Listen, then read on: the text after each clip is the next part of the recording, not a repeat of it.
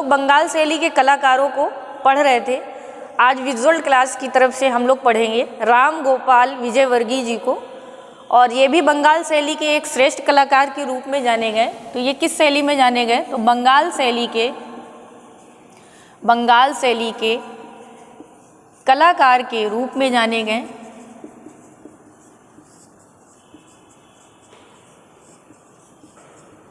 देखिए, आप सब लोगों को फिर से एक बार हम कहना चाहेंगे, वैसे तो ये हम बहुत डीपली पढ़ा भी रहे हैं और एक तरीके से वन लाइनर आप लोगों को दे रहे हैं।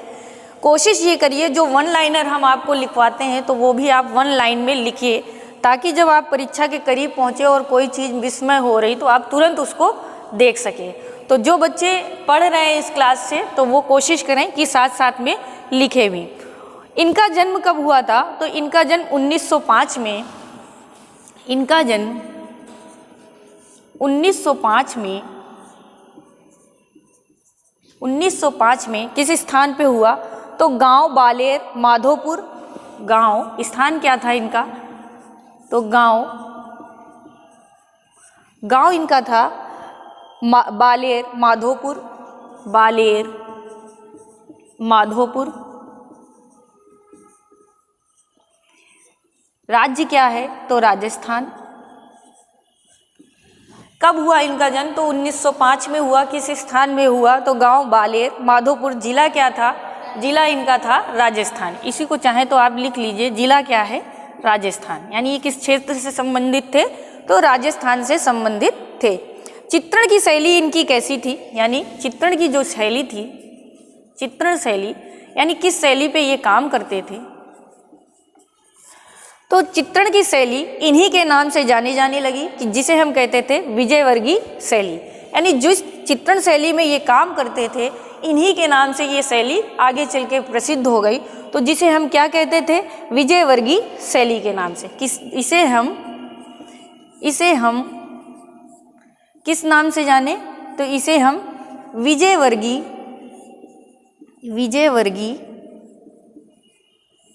शैली के नाम से जानते थे। अर्थात जिस शैली पे इन्होंने काम स्टार्ट किया और इनका काम ऐसा था कि लोग इन्हीं की शैली, जिस पद्धति में इन्होंने काम किया उसे उन लोगों ने क्या नाम दे दिया? विजयवर्गीय शैली नाम दे दिया। ठीक है।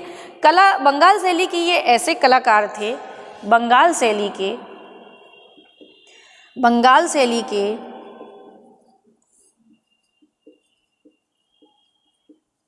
ये ऐसे कलाकार थे,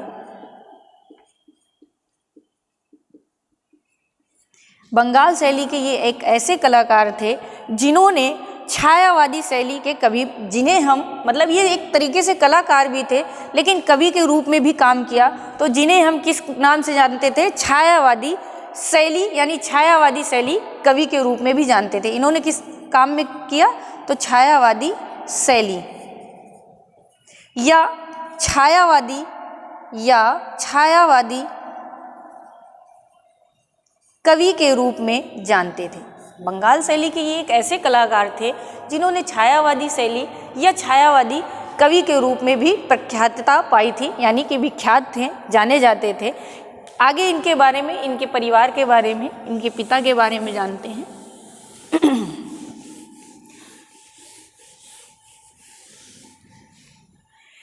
इनके पिता का नाम क्या था? तो इनके पिता का नाम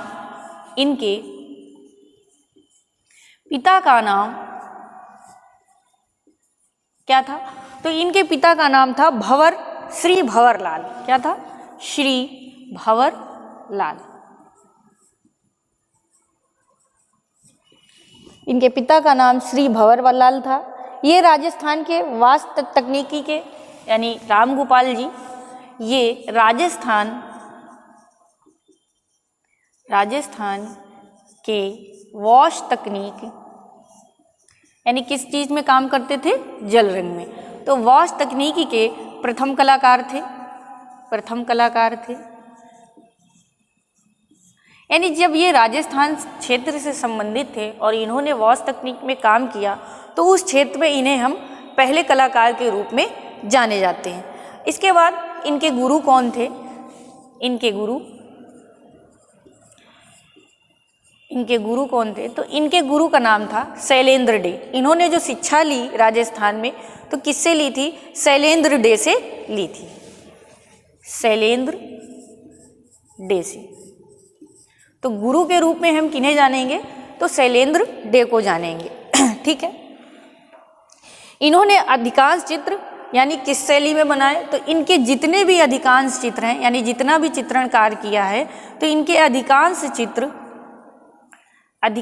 चित्र किस पद्धति में बने हैं? तो वाश तकनीक में ही बने हैं, वाश तकनीक, जिसे कभी कभी लोग ये भी लिख के बोल देते हैं धोवन तकनीक। ठीक है। धोवन इसलिए लिख देते हैं, जो वॉश कलर होते हैं, हम लोग पेपर को गीला करके ही बनाते हैं, तो कलर जो होते हैं ना, ऐसे लगता है कि धुल दिया गया है ना, तो पानी ज़्यादा होने की वजह से ऐसा उसे कहा जाता है। इसीलिए क्या कहा जाता है? धोवन तकनीक या धोवन विधा से संबंधित है। 1991 में राम गोपाल विजयवर्गीय ने 1991 में राम गोपाल विजयवर्गीय जी ने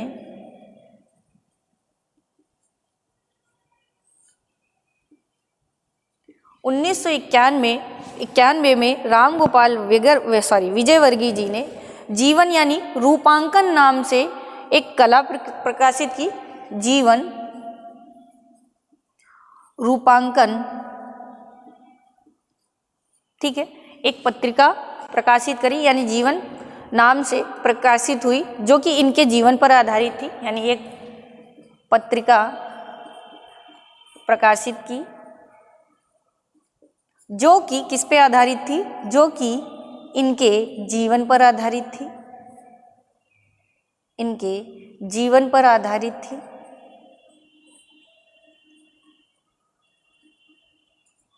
ठीक है। अगर आपसे पूछे जीवन रूपांकन या पुस्तक या पत्रिका किसके जीवन पर आधारित है, तो राम गोपाल विजयवर्गीय जी के जीवन पर आधारित रचना थी।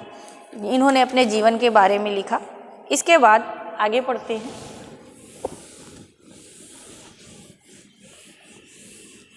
देखिए, अगर आर्टिस्ट को इस लहजे से पढ़ा जाए तो बहुत अच्छी बात है। बहुत से ऑनलाइन क्लासेस चल रही हैं, उनका एक ही ध्येय होता है, वो सीरीज़ लेके आए वन लाइनर, और आप 2-4 चीज़ों को रट लेते हैं, और फिर कभी कभी ऐसा होता है टीजीटी में डीपली जाके वो क्वेश्चन बना देता है, फिर वहीं से आप मिस हो जाते हो कि आखिर ये किसकी थी। अब जैसे रूपांकन, जीवन रूपांकन मान लीजिए पूछ लिया जाए किसके जीवन पर आधारित है, और आपने वन लाइनर में नहीं पढ़ा है या डीपली नहीं पढ़ा है, तो शायद ये क्वेश्चन आपके हाथ से मिस हो जाएगा। तो कोशिश करिए कि थोड़ा इसी तरह से पढ़ने की शैली पे रहिए। डॉक्टर ममता चतुर्वेदी, ये एक राइटर हैं। कौन? डॉक्टर ममता चतुर्वेदी।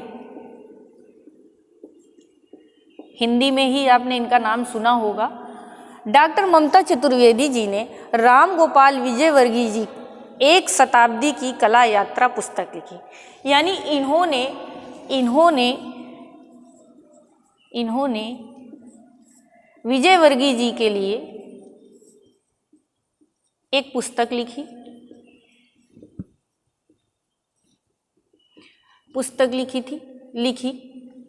तो जो पुस्तक लिखी थी उसका क्या नाम था, ये देखते हैं। जो पुस्तक थी उस पुस्तक का नाम था राम गोपाल विजयवर्गीय राम गोपाल विजयवर्गीय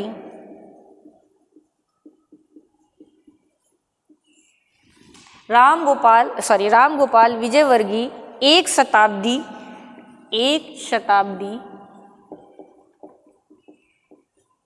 शताब्दी पूरा नाम है एक शताब्दी कला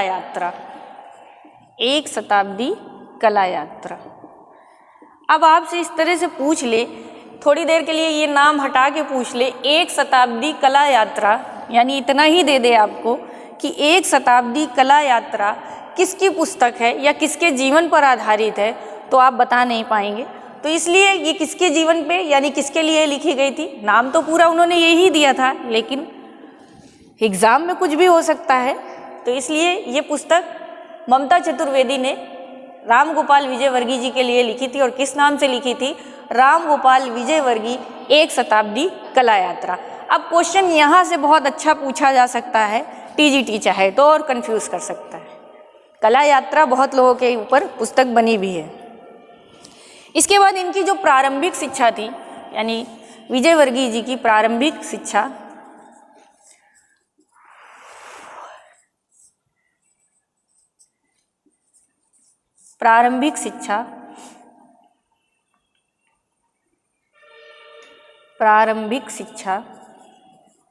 तो इनकी प्रारंभिक शिक्षा कहाँ हुई थी? तो इनकी प्रारंभिक शिक्षा यानी इन्होंने शुरुआती शिक्षा कहाँ से ली थी? तो इनकी प्रारंभिक शिक्षा हुई थी Maharaja school of arts Jaipur में। कहाँ हुई? तो Maharaja school of arts school of arts Jaipur में। कहाँ हुई? स्कूल ऑफ आर्ट्स जयपुर में। ठीक है, तो इन्होंने जो शुरुआत की शिक्षा, जाहिर सी बात है जब राजस्थान में इनका जन्म हुआ है तो इनकी शिक्षा भी कहाँ हुई थी? राजस्थान में हुई थी। जयपुर राजस्थान के अंतर्गत ही आता है। तो किस कॉलेज से ली थी? Maharaja school of arts Jaipur से ली थी। इसके बाद इनकी चित्रकला, लेख, चित्र व कविताएं कहाँ प्रकाशित हुई? इनके चित्र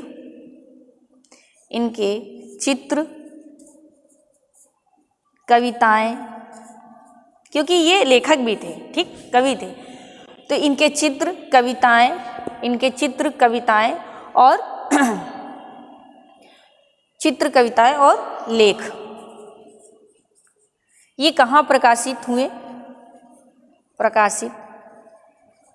तो ये प्रकाशित कहाँ हुए थे ये देखते हैं। ये प्रकाशित हुए थे मॉडर्न रिव्यू,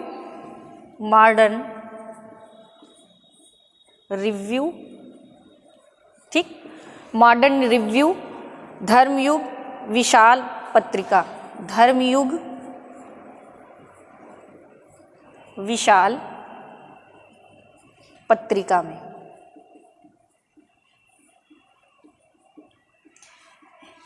इन नामों से ये प्रकाशित हुए इनके चित्र, ठीक है।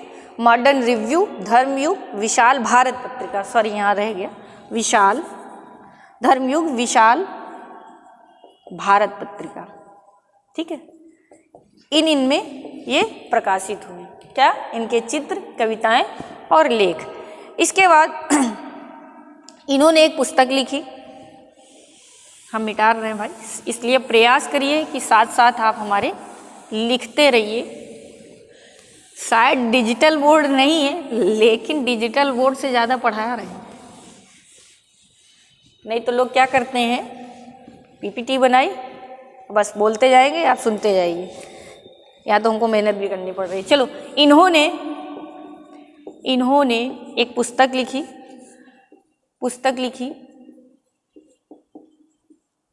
वो किस नाम से जानी गई? तो जो पुस्तक लिखी थी वो थी राजस्थानी चित्रकला। किस नाम से लिखी थी? राजस्थानी चित्रकला। इस नाम से इन्होंने एक पुस्तक लिखी है, शायद आप जाएं तो आपको मिल जाएगी, सर्च करेंगे गूगल में। इनके पुत्र का नाम क्या था? इनके पुत्र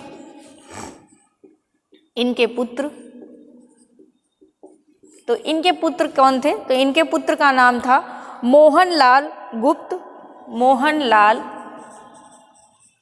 गुप्त, ठीक है। मोहनलाल गुप्त रेखांकन, पॉटरी और किस क्षेत्र से थे? तो ये जो इनके पुत्र थे ये भी एक आर्टिस्ट के रूप में जाने गए, मोहनलाल गुप्त। इन्होंने किस क्षेत्र में काम किया है? तो रेखांकन और पॉटरी कला के क्षेत्र में, रेखांकन और पॉटरी कला के क्षेत्र में। देखिए, इतना डीप भी कहीं कहीं नहीं पूछता है, लेकिन पेपर के मानक के अनुसार हम किसी भी चीज़ को छोड़ नहीं सकते, और अगर एक बार हम पढ़ लेंगे तो शायद हो सकता है कि 2 एलिमिनेट करने के बाद एक तुक्का सही लगा ले, तो ये कभी कभी हमारे लिए काम आ जाता है। फिर वर्ष 1958 में Maharaja school of arts Jaipur के प्रचार पद में इन्हें नियुक्त किया गया। Maharaja school of art, school of art,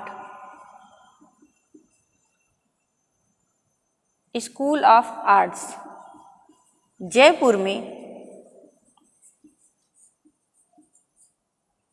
इन्हें प्रचार पत्र में नियुक्त किया गया। इन्हें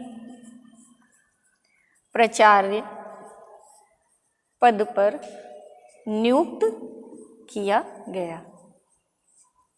आपसे पूछ सकता है कि इन्होंने प्रचार पद पर कहाँ काम किया था, तो जिस स्कूल से शिक्षा ली याद रखिए उसी स्कूल में ये प्राचार्य हो गए। सबसे आसान तरीका यही होता है। इसके बाद ये सन 1958 से लेकर सन 1958 से देखिए प्रचार यहाँ बने हैं, फिर उसके बाद सन 1958 से 1906 तक, ठीक, 1958 से लेकर 1960 तक, सॉरी 6 नहीं 1960 तक इन्होंने राज्य ललित कला अकादमी, राज्य ललित कला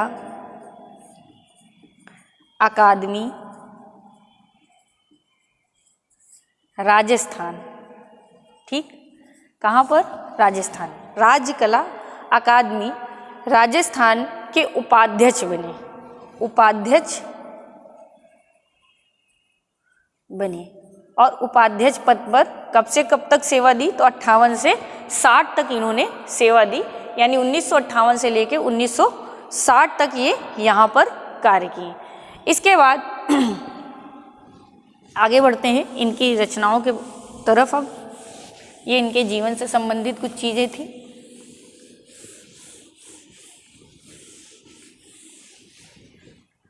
देखिए, राजस्थान अकादमी ने राम गोपाल विजयवर्गीय को, राजस्थान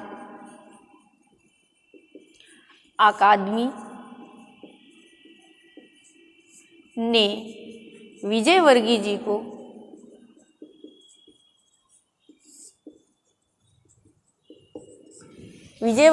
को चित्रकार पर मोनोग्राफ तैयार कराया। यानी इनका जो है अकादमी ने राम गोपाल विजयवर्गीय चित्रकार पर, यानी इन्हीं पर जी, ऐसे लिख लीजिए, राजस्थान अकादमी ने विजयवर्गीय जी पर मोनोग्राफ तैयार करवाया। ठीक है। मॉडर्न रिव्यू पत्रिका के संपादक, आगे देखिए, मॉडर्न रिव्यू, ठीक है, मॉडर्न रिव्यू पत्रिका के संपादक, पत्रिका के संपादक कौन थे? तो ये थे रामानंद चटर्जी। कौन थे? रामानंद चटर्जी।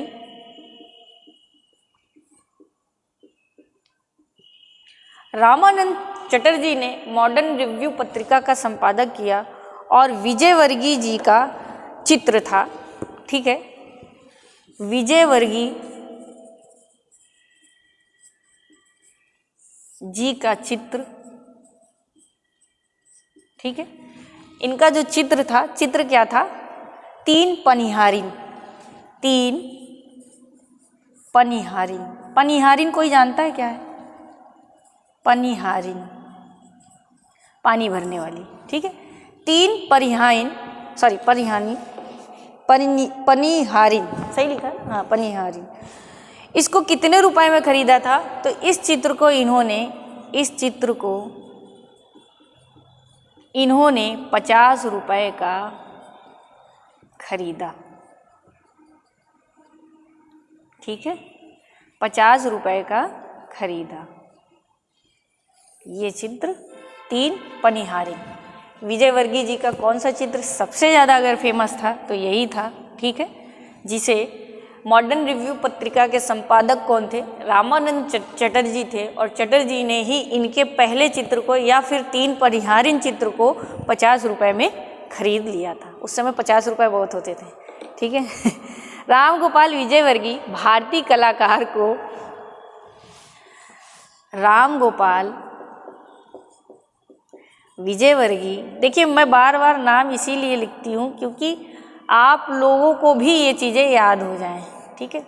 राम गोपाल विजयवर्गीय चित्रकार को रंग और रेखाओं का जादूगर कहा गया। क्या कहा गया? इन्हें रंग और रेखाओं का जादूगर कहा गया। आपसे क्वेश्चन पूछ ले, रंग और रेखाओं का जादूगर किसे कहा गया है, तो किसे कहा गया है? राम गोपाल विजयवर्गीय को हम रंग और रेखाओं का जादूगर के रूप में भी जानते हैं। इसके बाद आगे बढ़ते हैं।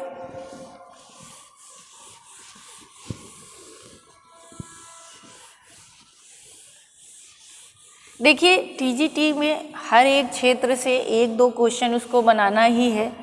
2 आर्टिस्ट के, 2 यूरोपियन से, 2 बेसिक से, इस तरह से 2 और फिर कम से कम 15 क्वेश्चन करंट से भी बनाता है, वो भी आगे आपके लिए लेके आया जाएगा। लेकिन अभी कोशिश यही है कि इम्पॉर्टेंट या फिर ज़्यादा जितने भी पूछे जाते हैं कलाकार वो आपको पढ़ा दिए जाएं। देखिए कभी कभी क्वेश्चन ये पूछता है, अक्सर नेट के एग्ज़ाम में तो ज़्यादा पूछा जाता है कि कौन सा कलाकार बंगाल स्कूल से संबंधित नहीं था।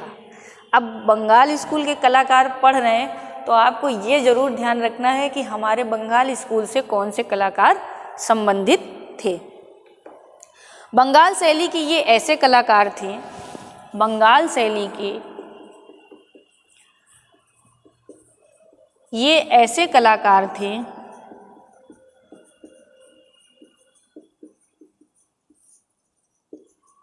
ये एक ऐसे कलाकार थे जिन्हें कलाविद की उपाधि प्राप्त थी। क्या प्राप्त थी? इन्हें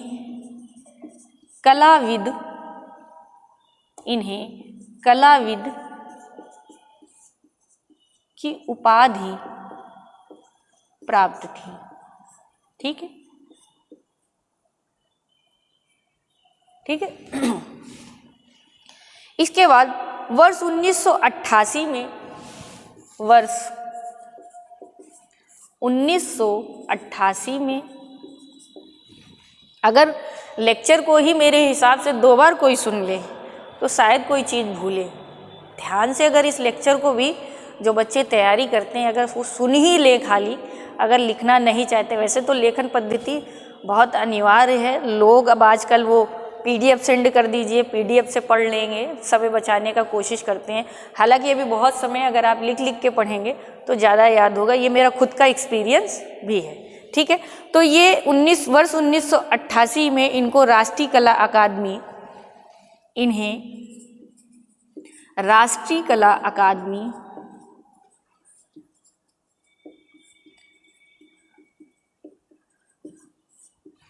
कला अकादमी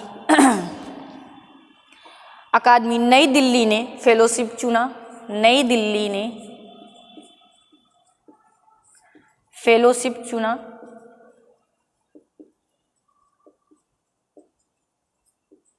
यानी इन्हें फेलोशिप मिली ताकि ये आगे की शिक्षा को पढ़ें, ठीक है। फेलोशिप चुना गया। उसके बाद वर्ष 1984 में, वर्ष 1984 में, 88 में यहाँ, फिर उसके बाद वर्ष 1984 में राम गोपाल जी को भारत सरकार द्वारा पद्मश्री से नवाजा गया। यानी राम गोपाल विजयवर्गीय जी को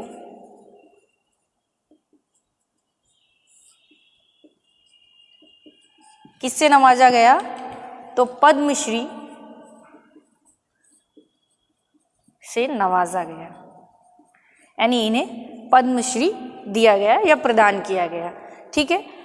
तो पद्मश्री कब मिला, इस चीज़ को बहुत याद रखिएगा। अक्सर राइटरों की श्रृंखला में पूछ लेते हैं किस राइटर को कौन सा पद्मश्री या पद्म विभूषण मिला है या किससे सम्मानित किया गया। तो इन्हें पद्मश्री 1984 में मिला था, राम गोपाल विजयवर्गीय जी को। इसके बाद अब हम इनकी चित्र के बारे में पढ़ेंगे, इनके जो फेमस चित्र थे।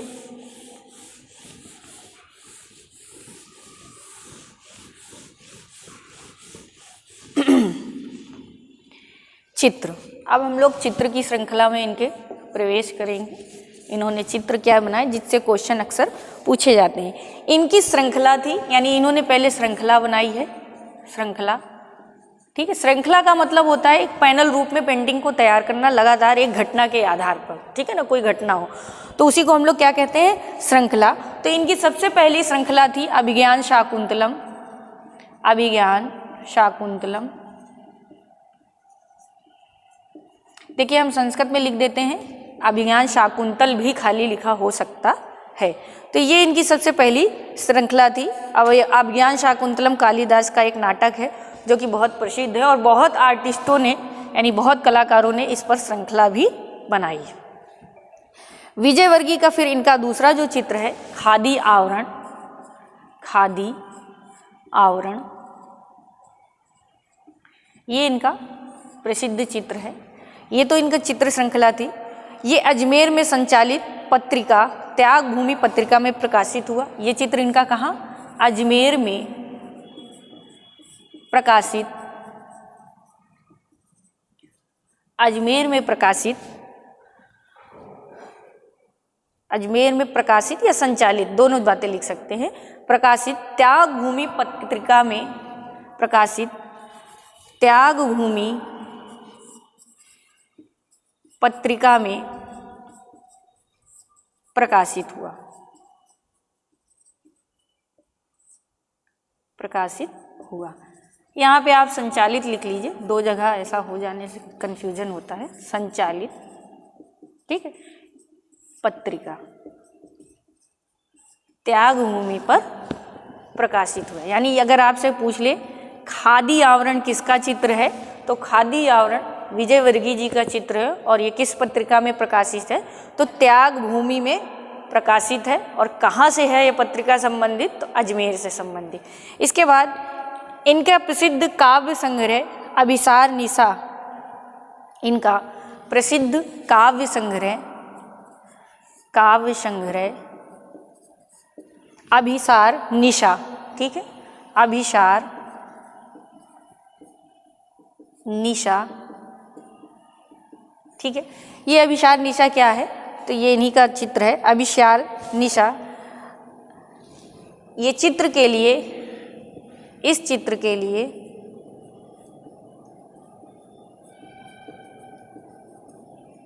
राजस्थान सरकार ने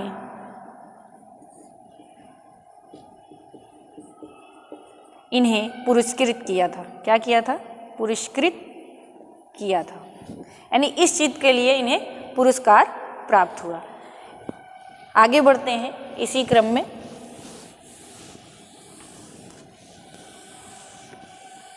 इतना छांट कर आप लोगों को पढ़ाना, दो दो बुकें पढ़ना बहुत बड़ी बात होती है, ठीक है। इसके बाद है वर्ष 1928 में, वर्ष 1928 में, वर्ष 1928 में एकल प्रदर्शनी, इनकी एकल प्रदर्शनी हुई। इनकी एकल, एकल का मतलब होता है केवल इन्हीं की, एकल प्रदर्शनी हुई, ठीक है। इनकी अकेले की ही एक प्रदर्शनी हुई। कहाँ हुई थी, fine arts and craft society Kolkata में लगाई गई। किस स्थान पर, तो fine arts and craft society and craft society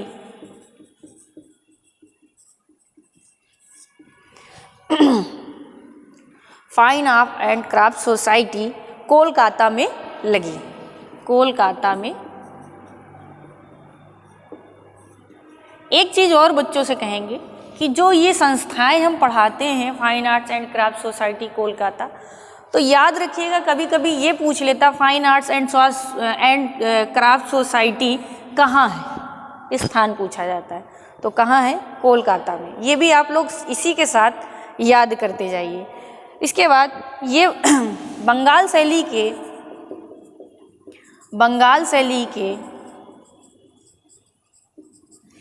ठीक है, ये एक ऐसे कलाकार थे जिन्होंने बंगाल शैली के, ये एक ऐसे कलाकार थे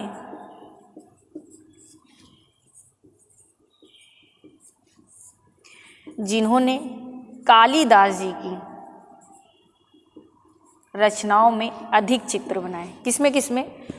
तो कालिदास के चित्रों में पहला इनका ग्रंथ था मेघदूत, ठीक है, मेघदूत हो गया। अभी आगे आपको बताया अभिज्ञान शकुंतलम, है ना, मेघदूत, रघुवंशम या रघुवंश हिंदी में, ठीक है, रघुवंश, कुम्हार संभव, ठीक है, अभिज्ञान शाकुंतलम पहले हो चुका है। इसके बाद जयदेव के रचित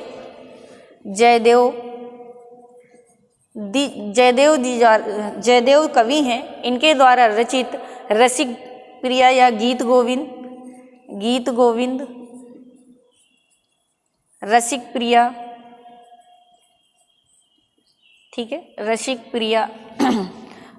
प्रिया पर आधारित चित्रण किया,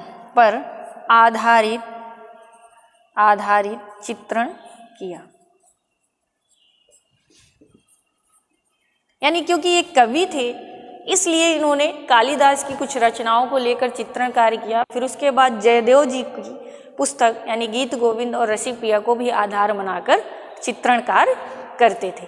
इसके बाद इन्होंने कुछ प्रसिद्ध पुस्तकें भी लिखी।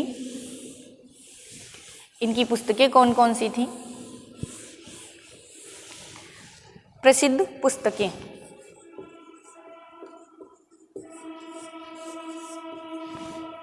पुस्तक क्या है? राजस्थानी चित्रकला पहली है, राजस्थानी चित्रकला। नेक्स्ट पुस्तक है अभिसार निशा।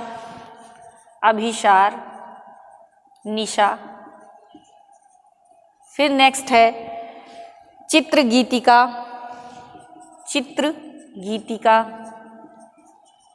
और नेक्स्ट है रूपांकन आत्मकथा। ये इनकी क्या थी? आत्मकथा, यानी इन्होंने स्वयं के बारे में इसमें लिखा। तो इन चार पुस्तकों को जरूर याद रखिएगा। किससे संबंधित है? तो राम गोपाल विजयवर्गीय जी से संबंधित है।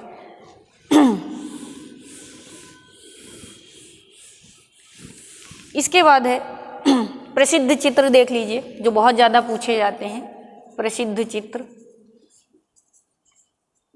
प्रसिद्ध चित्र क्या क्या है? तो इनका प्रसिद्ध चित्र है राधा का श्रृंगार। और ये किस पे बना है? तो ये वॉश टेक्निक यानी जल रंग से बनाया है। तो किस पद्धति में बना है? तो वॉश तकनीकी में बना। ये बहुत पूछा जाता है। राधा का श्रृंगार और सुरक्षित कहाँ है? राज्य ललित कला अकादमी जयपुर में। कहाँ?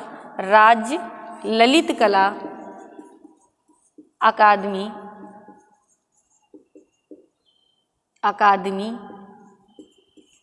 जयपुर, ठीक है, यहाँ पे ये रखा गया है। इसके बाद प्रधानमंत्री राजीव गांधी जी को प्रधानमंत्री कौन? राजीव गांधी, ठीक है, प्रधानमंत्री राजीव गांधी को अपना, ठीक है, राजीव गांधी जी को अपना सत्य, अहिंसा और गांधी, क्या? सत्य, अहिंसा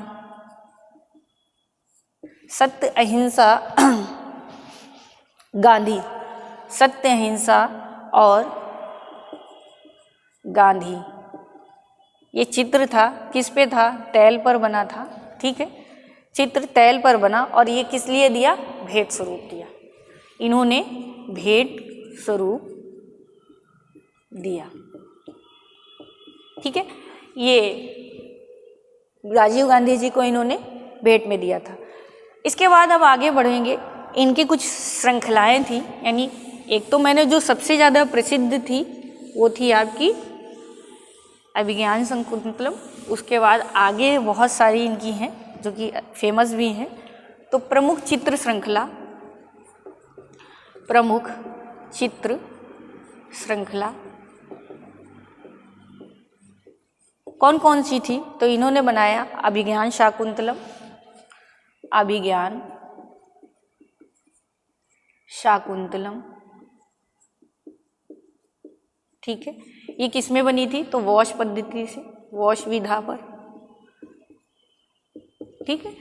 इसके बाद नेक्स्ट है इनकी कुम्हार संभव, कुम्हार संभव। फिर नेक्स्ट है मेघदूत, मेघदूत। नेक्स्ट है गीत गोविंद,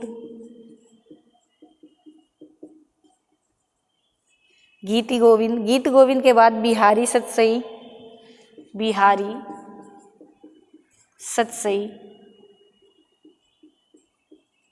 रागमाला, बिहारी सतसई, रागमाला और रामायण महाभारत, रामायण महाभारत। और एक नेक्स्ट है उमर खयाम की रुबाइयाँ, इन्होंने भी बनाया था। उमर खयाम, उमर खयाम की रुबाइयाँ, ठीक है। ये इन्होंने भी बनाया है और अवनींद्र ने भी बनाया था, ठीक है। उमर खयाम की रुबाइयाँ। और ये सब किस पद्धति में बनी है? तो ये सब आपकी वॉश टेक्निक में ही बनी है, ठीक है। किस में बनी है? तो सब वॉश टेक्निक में बनाया था इन्होंने, क्योंकि इन्होंने इनका माध्यम जो मूल रूप से था वो क्या था? वॉश।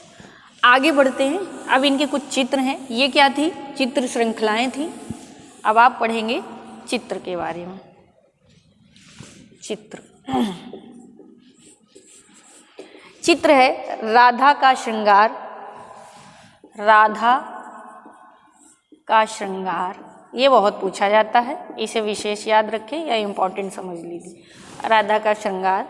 फिर है गर्मी का विश्राम, गर्मी का विश्राम, ठीक है। नेक्स्ट है इनका चावर धारणी, चावर, चावर्ण, ठीक है ना, चावर धारणी।